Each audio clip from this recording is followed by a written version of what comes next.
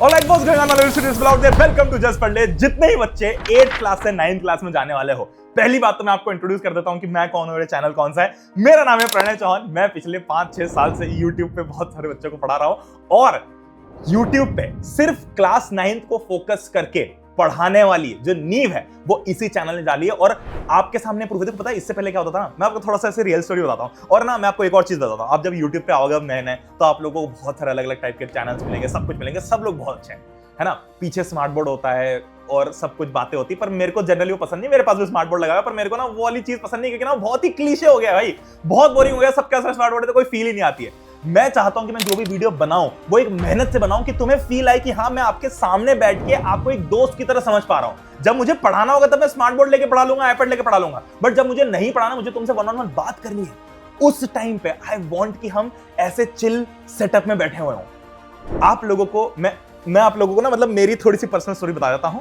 हम पिछले 5-6 सालों से ये पढ़ले चला रहे हैं। पढ़ले इंडिया का one of the most loved edtech companies है। और कंपनी मैं नहीं बोलता, ठीक है, कंपनी तो जो लोग हैं बाकी कंपनी के अंदर जो लोग काम करते हो कंपनी बोलते हैं। मैं तो इसको एक कम्युनिटी बोलता हूं, क्योंकि जस्ट पढ़ले जो चैनल है, आप इस पे सब्सक्राइबर का काउंट देखो और ये सिर्फ 9th क्लास के बच्चे हैं। इसका मतलब इस चैनल पे हमने 10th नहीं पढ़ाई है। This is only for class 9 students. और ये पहला चैनल था। हमको बहुत लोगों ने बोला कि 9th का अलग चैनल बना के क्या करोगे, 9th के लिए अलग से क्यों बनाना, उसको क्लब कर दो 9-10 को। हमने बोला नहीं, 9th क्लास में जो बच्चा आता है उसकी लाइफ की सबसे डिफिकल्ट क्लास होने वाली क्लास 9।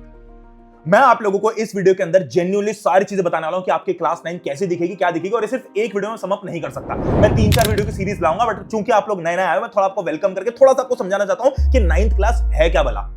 सबसे पहली चीज, क्लास 9th आपकी लाइफ की सबसे डिफिकल्ट क्लास होने वाला है। मतलब 10th क्लास से भी 10 गुना ज्यादा मुश्किल है 9th क्लास आपकी। अब जो लगता है ना भैया 10th तो बोर्ड्स होती है, 9th तो नहीं स्कूल की एग्जाम है, 10th टफ होती होगी, नहीं, 9th सबसे ज्यादा टफ होती है। पता है क्यों?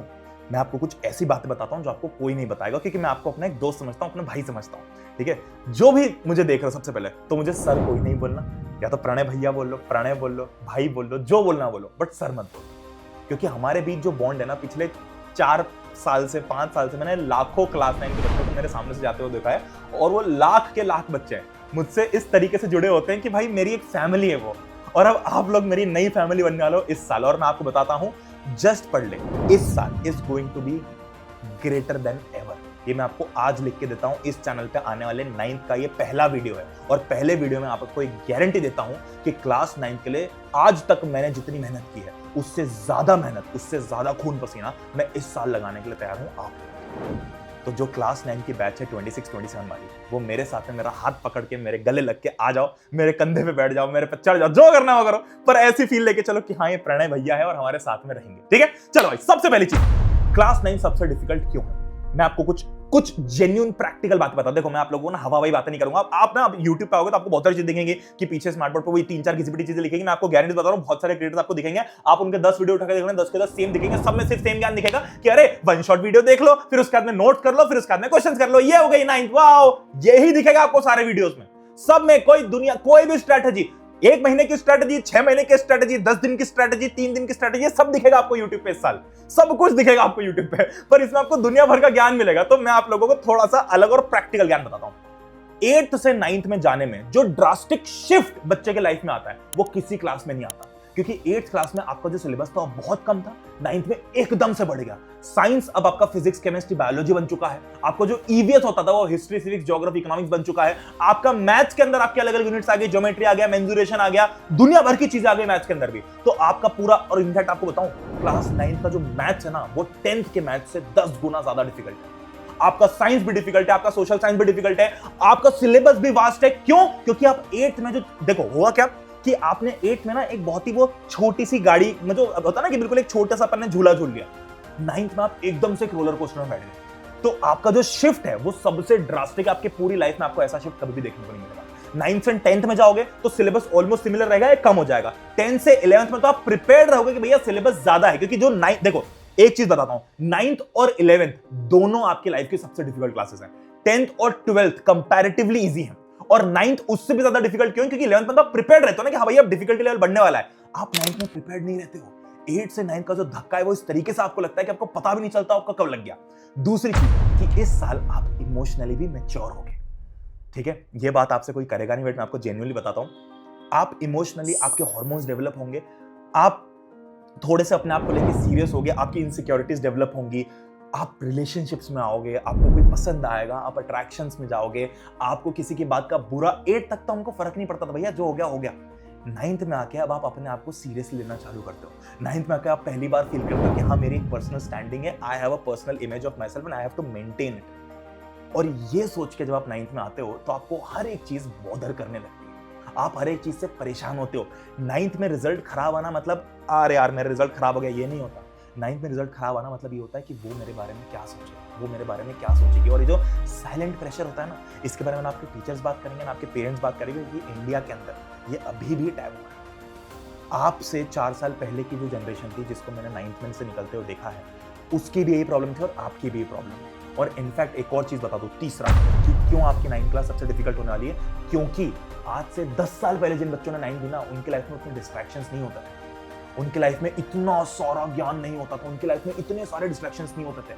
तो जो बोलते थे ना कि अरे हमारे जमाने में तो बच्चे पढ़ते थे ये वो, मैं उन लोगों से या उन माँ बाप से एक चीज बोलना चाहता हूं कि अगर आपके टाइम ये मोबाइल नाम की चीज होती या इतने डिस्ट्रैक्शंस होते तो क्या आप पढ़ पाते हैं?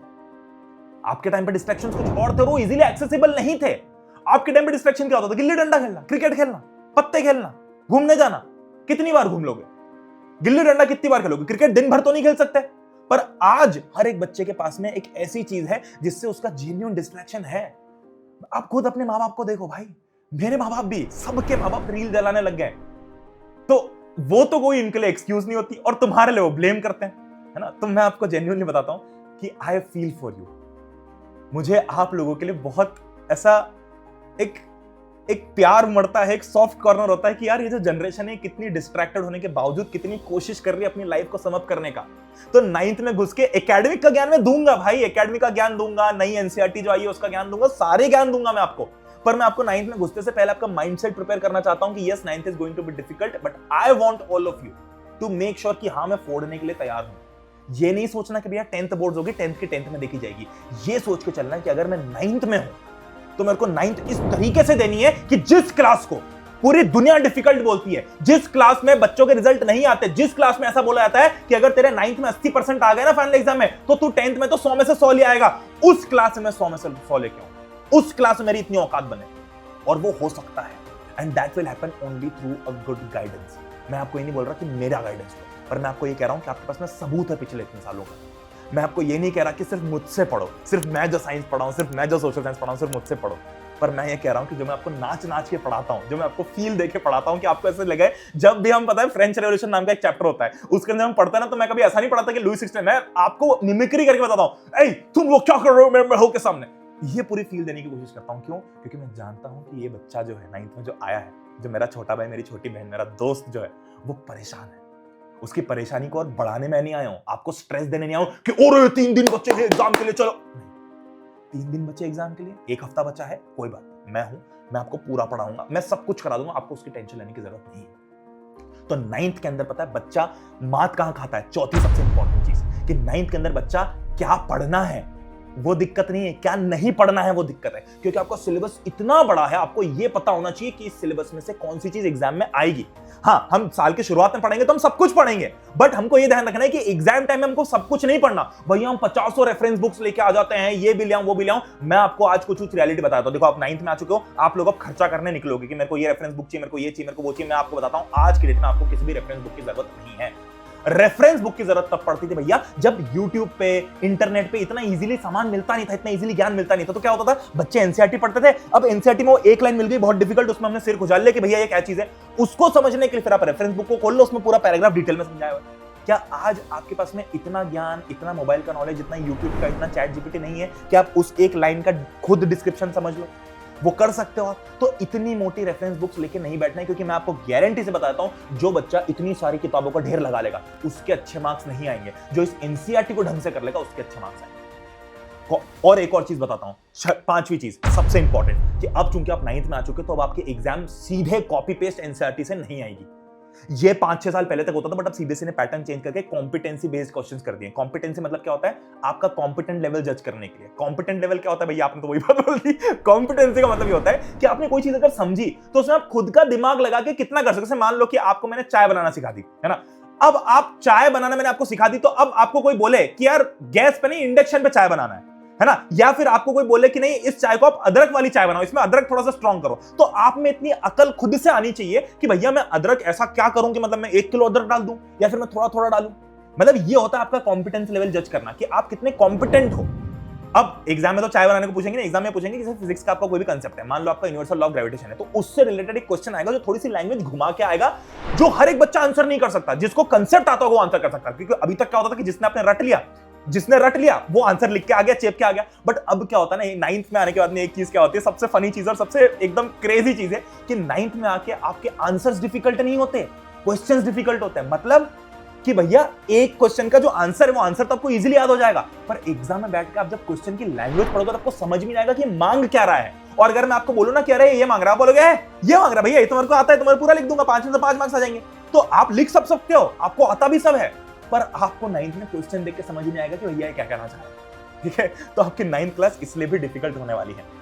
अगली चीज, छठी चीज, मतलब बोनस चीज बता रहा हूं। 9th क्लास में ना पगलाना नहीं, ठीक है? मैं जानता हूं कि आपकी लाइफ में बहुत सारी प्रॉब्लम्स है, आप इसके लिए प्रिपेयर्ड रहो। पहला ब्रेकअप, पहला रिलेशनशिप, ठीक है, पहला इमोशनल डैमेज, पहला मेंटल हेल्थ क्राइसिस, पहला डिप्रेस्ड रहना, पहली बार एंजाइटी नाम की चीज, स्ट्रेस नाम की चीज, ये सब आप 9th में देखोगे। You will all see it. Maximum बहुत सारे बच्चे 8th में भी देख चुके हैं, पर मैं आप लोगों को बताना चाहता हूं कि आप किसी भी फेज में रहो, I am there with you, because I understand. मैं आप लोगों को डंडा लेके एक वो सर्कस का शेर नहीं बनाना चाहता हूं, मैं आपको जंगल का शेर बनाना चाहता हूं जिसको हर एक चीज करना आती हो। क्योंकि किताबी भाषा में अगर आप बहुत अच्छे मार्क्स ले भी आओ ना तो उससे बहुत फर्क नहीं पड़ता। I want to make you the best version of human being that you have ever been, और ये मैं आपके साथ साल भर रह के करूंगा, ठीक है? तो दैट बीइंग सेड, बहुत सारी चीजें, बहुत सारा एकेडमिक ज्ञान, सब कुछ, आप उसकी टेंशन मत लो मेरी जान।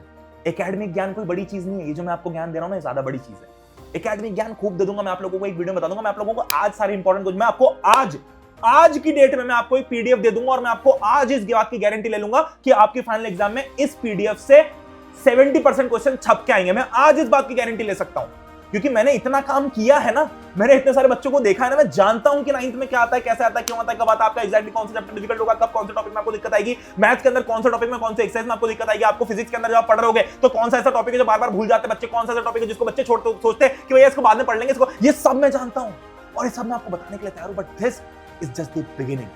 आज मैं आपको कह रहा हूं कि आज आप मेरा हाथ थाम के हम क्लास 9 को एंड तक पढ़ेंगे। That being said, thank you so much. मिलते हैं अगले वीडियो के अंदर, तब तक के लिए लव यू ऑल।